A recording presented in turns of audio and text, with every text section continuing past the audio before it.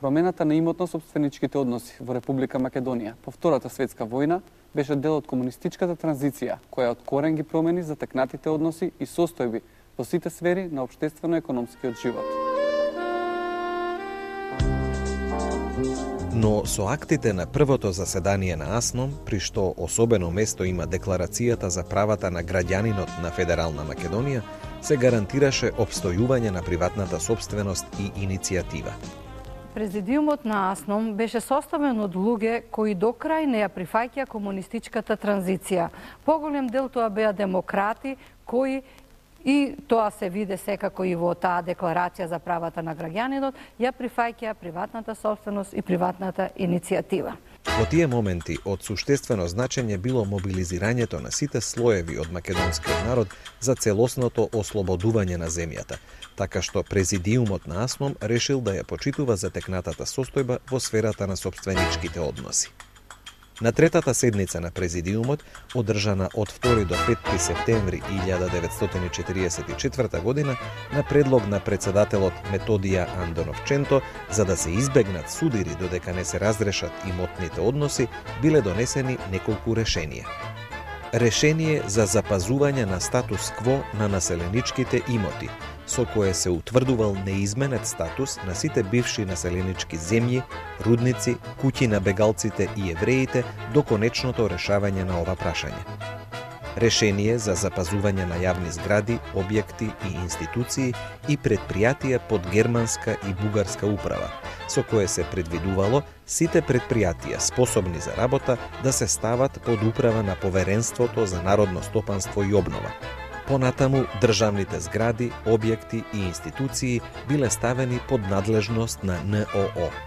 Со ова решение продолжило создавањето на фонд на државна собственост од државниот имот на Кралството Југославија и од имотот под германска и бугарска управа.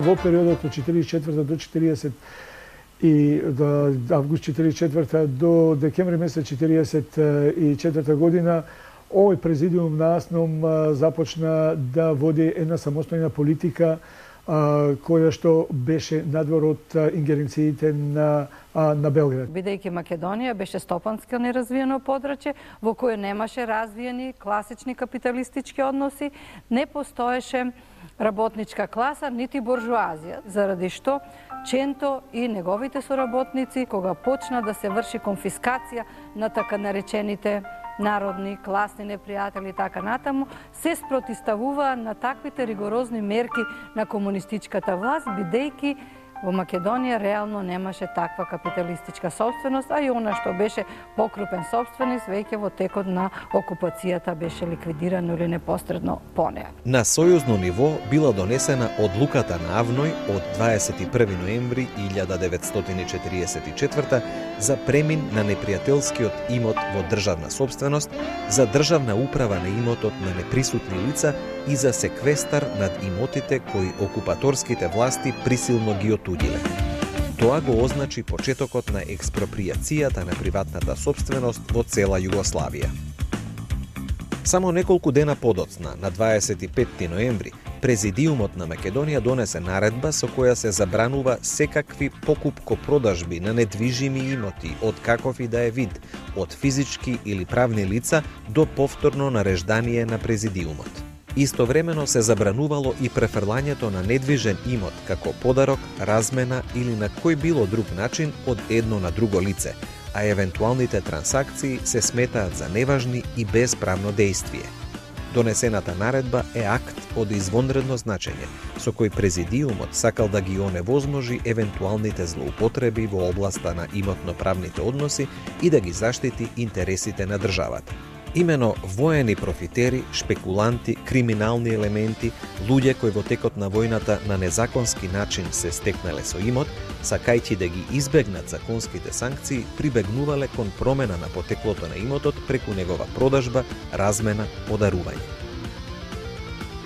Со посебна сериозност пред Президиумот се наметнало прашањето за имотот на евреите од Македонија, кои биле депортирани од страна на бугарскиот окупатор во март 1943 година. Во услови кога на сојузно ниво ова прашање се уште детално се проучувало, Президиумот на АСНОМ на својата 15-та седница во декември 1944 година донел привремено решение за регулирање на отношенијата меѓу евреите и купувачите на еврејски покретни имоти настанали од 1941 година наваму. Во него било укажано дека за сите продажби и отуѓување на еврејски подвижен имот ќе се донесат специјални закони со кои ќе се регулираат односите меѓу поранешните и денешните собственици. Залагањата на делот во дечките македонски личности за заштита на частната собственост и иницијатива произлегувале и од реалните состојби во Македонија, која беше неразвиена аграрна земја со маса ситни собственици во градот и селото и со неразвиени капиталистички односи. Во Македонија, особено по изборот на првата народна влада, начело со Лазар Колишевски, започнува спроведување на политиката според класните позиции на новите политички сили, предводени од Комунистичката партија. Така, во сферата на стопанскиот живот беа преземени мерки за целосно укинување на приватната собственост, најпрвин крупната, а потоа и ситната.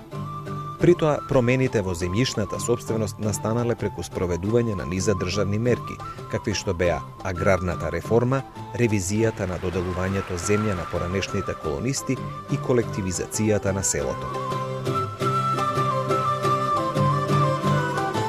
Српските колонисти во 1941 година, околу 25.000, во рок од еден месец беа протерани од бугарските власти и нивната земја која беше одземена беше прераспределена на дел од македонските селани. Така што враќањето на овие српски колонисти кои во периодот меѓу двете светски војни беа доведувани за да вршат асимилација и да го разбијат етничкото единство и компактност на македонскиот народ, значи после 1944 година почна полека да се враќаат назад во Македонија. Согласно новиот дух на државата кој го промовираше братството и единството, Президиумот на АСНОМ донесе одлука за статус кво на населеничките имоти. И со тоа, сојузната влада заедно со македонското раководство сака да му покажат на македонскиот селенец, на македонскиот народ, дека конечно таа неправда нанесена српскиот режим ќе биде исправена во новата федерална Македонија. Одземањето на приватната собственост во другите стопански дејности, индустрија, рударство, сообраќај, трговија и така натаму, се вршеше преку мерките конфискација и национализација. Во првата етапа, подржавувањето на средствата за производство се вршеше главно по пат на казнување на соработниците на окупаторот и народните непријатели, односно врз основа на кривичното законодавство, по пат на конфискација, секвестрација, одземање на воената добивка, казнување на шпекулантите, народните непријатели, замена на парите и слично. Таквиот начин на експроприација, без официјално да биде спроведена национализација, беше диктиран заради борбата на ФНРЈ за меѓународно признавање. Се земаше земјата на големопоседниците на 25 хектари, земјата на банките, на паричните заводи, земјата на црквите и манастирите. Така што беше создаден еден аграрен фонд кој потоа во пролетта 1946 година беше распределен на околу 19.000 македонски селани без земјаши, односно со многу малку земја, нив им беше доделена земја од 2 до 7 хектари. Значи, тоа беше една мерка на државата која сакаше социјално да го згрижи без имотното и малоимотното селанство, бидејќи селанството беше најголемиот, најмасовниот учесник во народно-ослободителната борба и на тој начин новите власти сака да се одолжа за неговото учество во војната. 3/4 од населението живее на село. Тоа беше огромна маса од која државата требаше да извлече екстра профит за развој и обнова на државата. Исто така тоа селско население требаше да го прехрани градското население со соодветните земјоделски производи кои во овој период значи беше едно од најакутните прашања прехраната на градското и на непроизводното население, особено на војската. Заради тоа, властите излегува во престрел на барањата на селаните и спроведува една радикална аграрна реформа со која беа променети аграрно-собственичките односи во државата. Во рамките на првите чекори на промената на имотно-собственичките односи, важечки за целата федерација, се конфискувала и целокупната собственост на германската држава и на нејзините државјани на подрачјето на Југославија. Имотот на лицата од германската народност, освен на оние кои се бореле во Народно-ослободителната војска и партизанските одреди на Југославија, и бил конфискуван имотот на воените злосторници и нивните помагачи. Исто така, собственост на државата станало сето богатство стекнато со стопанското работење во текот на окупацијата. Секвестрацијата понатаму била регулирана со Законот за постапка со имот кој морал да биде напуштен во текот на окупацијата и со имот кој е одземен од окупаторот, донесен на 26. мај 1945. Непосредно по ликвидацијата на соработниците на окупаторот, со или без судски одлуки, на удар биле изложени воените богаташи, но тоа најчесто било препуштено на своеволната проценка на локалните власти. Инаку, законот против недопуштена шпекулација и стопанско саботирање, донесен од председателството на АВНОј во април 1945, ја смета за шпекулација секоја стопанска дејност со која се има за цел да се постигне несразмерна имовинска полза на штета на народните интереси, користејќи ги за тоа вонредните времиња настанати поради воената положба и како последица од фашистичката окупација. При крајот на 1945-та и на почетокот на 1946-та година, заради спроведување на законот за одземање на војната печалба, народните одбори, односно од нив избраните комисии, организирале јавни расправи во врска со утврдувањето на воената печалба. Јавните расправи наводно се организирале заради поведување демократичност во постапката, но реално сето тоа било заради поширока поддршка во процесот на одземањето на приватната собственост. Луѓето биле собирани масовно и на таков начин сакала да комунистичката власт да си даде народен легитимитет на нејзината политика на одземање на приватната собственост. Спроведувањето на законот за воена добивка течело мощно и интензивно низ целата република, особено во текот на првите месеци на 1946 година. Така, например, по однос на одземањето на воените печалби до крајот на 1945 во Велес и околијата биле определени 16 воени добитници со капитал од 4.180.000 динари. Втора јавна расправа за воените добитници комисијата во Велес организирала на почетокот на февруари 1946. Расправата била одржана пред многубројни граѓани. Комисијата донела решение за одземање на воената добивка на тука прогласените воени добитници, сите од Велес. Само неколку дена по оваа расправа во салата на Кино Капитол во Велес била организирана и трета јавна расправа за воените добитници, исто така сите од градот Велес. Собраната сума на име воена печалба, која што изнесувала помалку од 5 милиони динари, била далеку под очекувањата на републичките државни органи. Слична била ситуацијата и во другите градови на Народна република Македонија. Со цел законски да се прецизираат поголем број различни случаи, на 9 јуни 1945 бил донесен доста значајниот Закон за конфискација и за извршување на конфискацијата.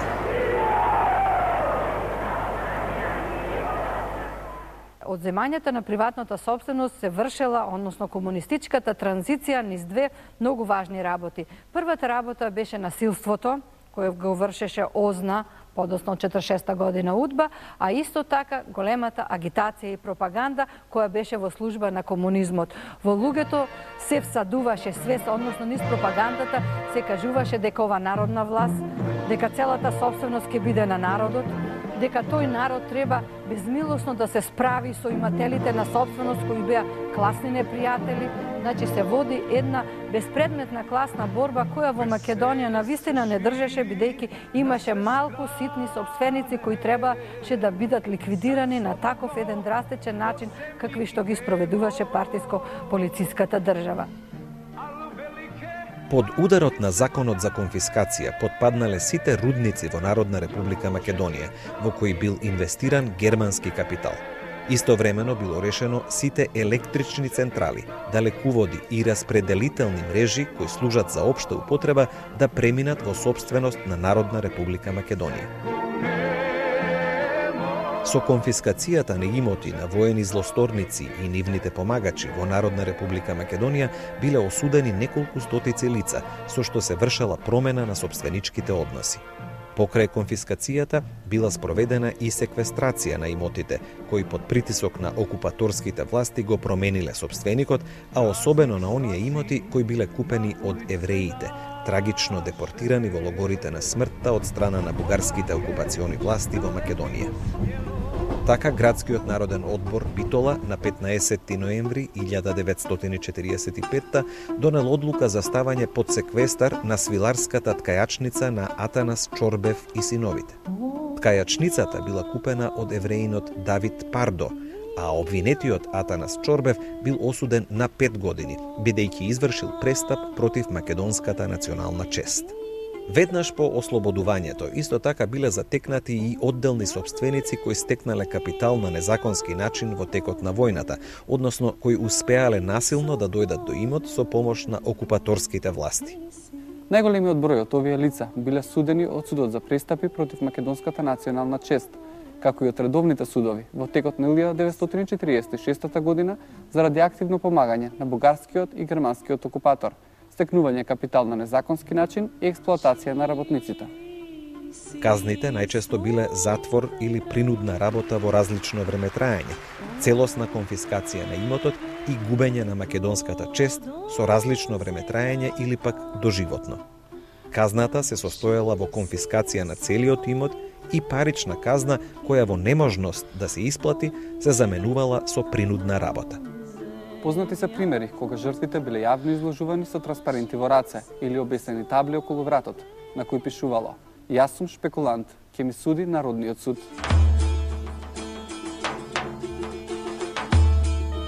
Понекаде жртвите и нивните семејства со испишаните транспаренти качени на шпедитерски коли, придружувани од зурли и тапани, биле шетани низ градот.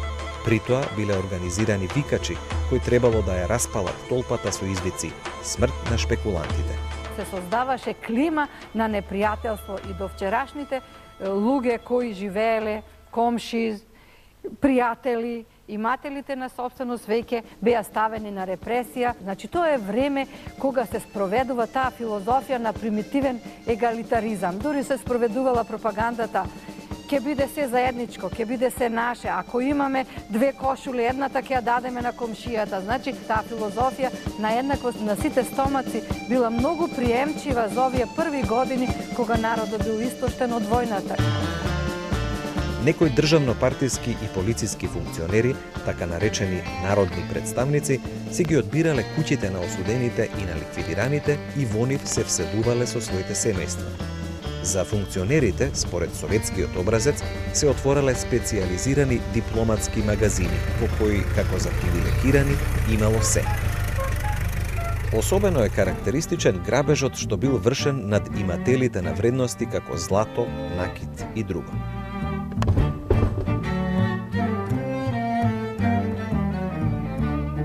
Од тоа време е позната Златарската афера, која траела неколку години. Во оваа афера се изрекле 5 смртни казни, а голем број лица биле осудени од 1 до 20 години затвор со присилна работа. Повеќето од представниците на властите не поднесувале точен протокол, ниту пак записнички било предавано од земеното злато. Така, помеѓу другите, во Идризово била затворена една група раководители од скопската криминална милиција, која при апсењето на скопските златари, трговци и занаетчии го конфискувала златото и без никаков документ го носела во централата на Озна, каде исто така се предавало без записник. Во 1946 година 5 видни македонски стопани и домаќини беа стрелани со мотивација дека се занимавале со недозволена трговија. Тоа беа Деспот Себишки, Мамут Идриз, Ламбе Георгиевски, Коста Туфа и Војо Алексич. Помеѓу видните скопски семејства на богати трговци бил одземен и целокупниот имот на семејството на Стефан Настев. Во куќата на Настеви биле вселени народни представници. Според кажувањата на Драга Урумова, една од ќерките на Стефан, мајката на Драга била упорна во своето барање семејството да биде вратено во сопствената куќа. Таа се обратила директно до маршал Тито со прашање каква е оваа власт која на честните и работливи луѓе им ја одзема куќата. Тогаш сепак биле вратени да живеат во дел од конфискуваната куќа. За измислено дело на смрт бил осуден и скопскиот трговец и интелектуалец Никола Јакимов, но подоцна казната му била заменета со долгогодишна робија. Исплашени од насилните методи на експроприацијата, многу сопственици ја подарувале својата приватна сопственост на државата. Така, Тодор и Васил Чепреганови, подарувајќи на државата се што дотогаш наследиле или спечалиле, се вратиле дома голи како соколи. Семејството Поповци од Валандово го дало целиот имот на задругата. Единствено им останале куќите. Никола, како симпатизер на ВМРО, бил затворен. 100 дена минал во истражниот затвор во Гевгелија, изложен на измачување. Откако не можела да се докаже неговата вина, бил ослободен. Целокупниот македонски народ излегува од една страшна епизода во неговиот живот, така што и за најмала работа можел да се запали и неговата енергија била пренасочувана кон ликвидација на така наречените народни или класни непријатели. И со тоа секако Комунистичката партија си обезбедила една масовна база на нејзината политика на одземањето на приватната собственост. Во рамките на подобро средување на состојбите на планот на конфискацијата, на 27 јули 1946 Президиумот на Народното собрание на ФНРЈ донел закон за потврда и измени и дополнувања на законот за конфискација. А набрзо бил донесен и закон за постапување со конфискуваните имоти. Според член 30 од дополнителниот закон, во однос на конфискуваниот имот по основ на германско државјанство или германска народност на собствениците, биле конфискувани рударските предпријатија во кои пред војната учествувал германски капитал. Покрај одземената собственост на буржоазијата и на прогласените народни непријатели, експроприацијата натаму ќе се спроведува преку воведување законска национализација. Следејќи ја основната политичка линија на новата власт за поддржавување на индустриските предпријатија, народните одбори на теренот ја спроведувале оваа задача во целата република, уште пред формалното донесување на законот за национализација. Првиот устав на Федеративна Народна Република Југославија од 31 јануари 1946 година донесол важни одредби по прашањето за сопственичките односи. Уставотворна скупштина на заедничкој седници Савезне скупштине и Скупштине народа. Според член 14, сите рудни и други богатства во утробата на земјата, водите, вклучувајќи ги минералните и лековитите извори за природна сила, средствата на железничкиот и воздушниот сообраќај, поштите, телеграфите, телефоните и радиото се општо државен имот. На 5 декември 1946 година е донесен Законот за национализација на приватните стопански предпријатија, со кој формално се озаконила веќе постоечката состојба во стопанството, создадена во претходниот период. Така, во државна сопственост поминале 96% од индустриските предпријатија, а останатите 4% кои биле под секвестар, формално преминале во државниот сектор со донесувањето на Законот за национализација. Во државна сопственост преминала и целокупната велетрговија, а 41% од трговијата на мало била во државна сопственост, додека останатиот дел бил под контрола на државата. Со указот на Президиумот на Народното собрание на ФНРЈ од 1946 година биле прогласени индустриските предпријатија од општонародно значење на територијата на Македонија. При тоа, од вкупно 288 предпријатија со општодржавно значење во рамките на ФНРЈ, само 8 биле од Македонија. Властите прокламирале дека законот е ново, моќно оружје на нашиот работен народ за изградба на среќната иднина, дека со него работните маси се ослободуваат од бездушната експлоатација и така натаму. Веќе на почетокот на 1947 партиската држава ги завладеала сите важни сектори на стопанството и го монополизирала и централизирала протокот на капитал. По углед на советските петолетки, Југословенското политбиро на Комунистичката партија воведува првиот петогодишен план на развојот на народното стопанство во Југославија, во април 1947 година. Набрзо таков петогодишен план беше донесен и на републичко ниво. Оно што е карактеристично во овој план, иако беше доста нереален, требаше индустријското производство во однос на предвојната да се зголеми за 5 пати, а аграрното за 1,5 пат. Значи, иако беше нереално, сепак се подпираше на помошта на Советскиот сојуз и на внатрешните сили. Интересно е дека токму во екот на нарушувањето на односите меѓу КПЈ и Советската комунистичка партија на болшевиците, во периодот на информбирото, југословенскиот врв пристапил кон проширување на обемот на национализацијата. Така, со измените и дополнувањата на Законот за национализација, биле национализирани и поситни производни капацитети во рамките на малото стопанство. Се национализирале сите оние предпријатија кои по својот карактер или по својот капацитет имале општа важност за сојузното или републичкото стопанство. Со оглед на воената опасност која претеше на Југославија од страна на земјите на информбирото, дојде до пренасочување на 5-годишниот план. Они инвестиции кои беа планирани да се дадат на индустриализација и електрификација на понеразвиените републики се пренасочија на развиениот север во развиените републики, бидејќи тие требаше да произведуваат повеќе потребни работи за воената индустрија, значи се форсираше тешката индустрија која беше развиена. Во овој период од 4-5 години во Македонија беше запоставена индустриализацијата, а се форсираше аграрот, од кој преку ножици на цените, односно постоење на драстична разлика помеѓу цените на индустријските и на земјоделските производи, екстра профит од Македонија се прелеваше во развиениот север за развој на тамошната индустрија, односно за модернизација на веќе постојната индустрија на развиениот север.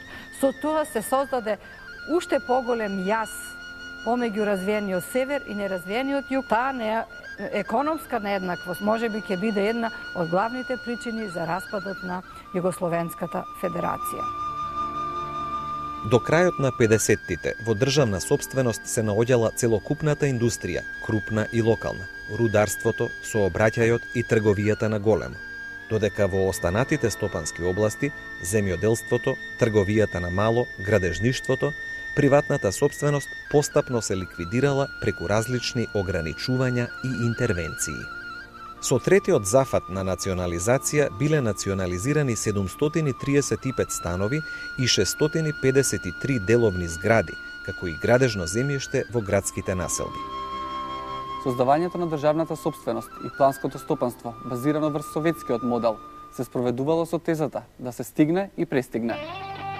Реално постоечката државна сопственост со воведувањето на работничкото самоуправување била прогласена за општествена, а таа во праксата речиси се третирала како ничија и сечија. Во тие рамки во 1965-тата била воведена така наречена стопанска реформа, која по неколку години претрпела неуспех. Тогаш, всушност, не биле пронајдени сили за целосен радикален зафат во системот, така што се останало на делумни промени во сферата на стопанството. Дојде до огромно отпуштање на работа, масовно отпуштање на работа на ова прекубројна работна рака. Со цел да го реши овој сериозен социјален проблем, Јосип Броз Тито одлучи да ги отвори границите на Југославија, кои дотогаш, како и во другите комунистички земји, беа затворени. Само во 1968 година беа евидентирани 400.000 привремени работници од странство кои од Југославија заминале во европските земји. Спроведувањето на реформата било практично запрено со неприфаќањето на југословенското политичко раководство на вистинска автономија на стопанството. Монополската улога на државата била загарантирана токму преку контролата на протокот на поддржавениот капитал.